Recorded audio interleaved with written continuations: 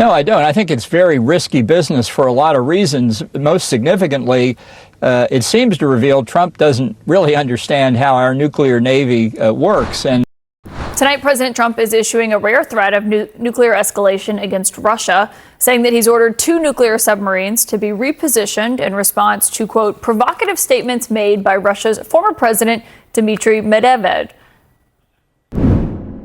He was talking about nuclear. When you talk about nuclear, we have to be prepared, and we're totally prepared. Trump first made this announcement online, saying this step was just in case Medvedev's foolish and inflammatory statements are more than just that. It was not immediately clear if Trump was referring to subs with nuclear weapon capabilities or merely nuclear-powered subs.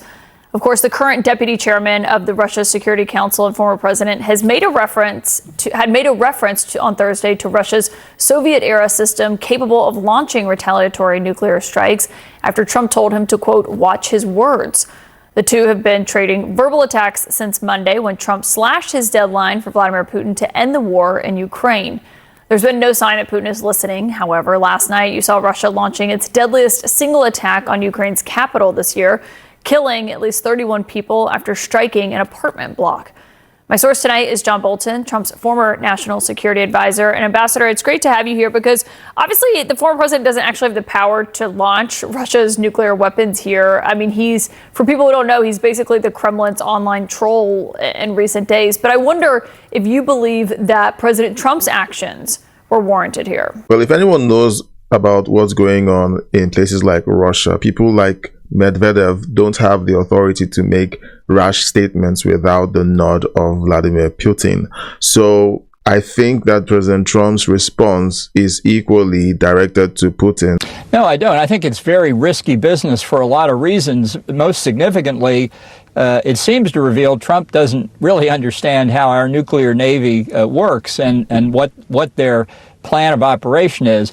As for Medvedev, it's true he's a former Russian president, a former prime minister, in fact, always subordinate to Vladimir Putin.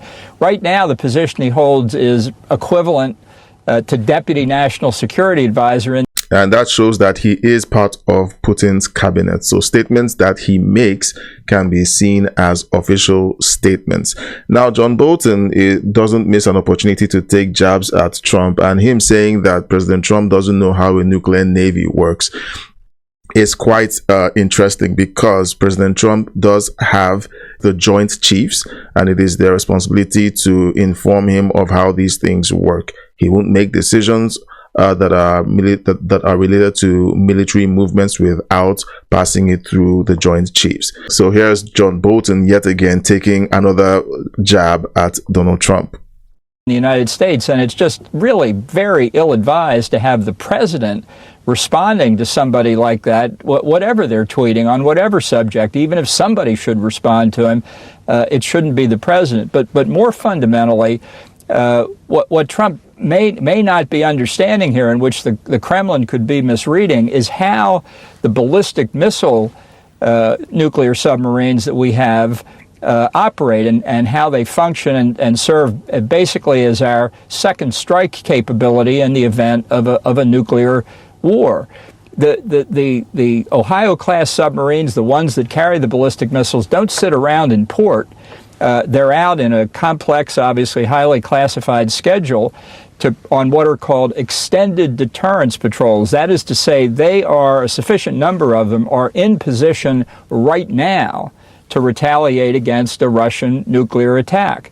That's why they're put out there, so they don't have to go anywhere. They're already there and are hopefully undetectable, so that a Russian or later a Chinese first strike can't take them out at the beginning. So to say he's going to move those kinds of submarines anywhere indicates he doesn't know how they work right now.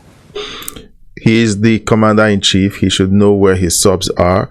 And for John Bolton to say this is very clear that this is a vestige of how they handled President Trump during the first term, keeping him in the dark about all of the military movements and assets. So this is yet another nod to the history that John Bolton has with working in the Trump administration, and how the intelligence agencies and the military kept President Trump, then in the first term, in the dark. This is very telling.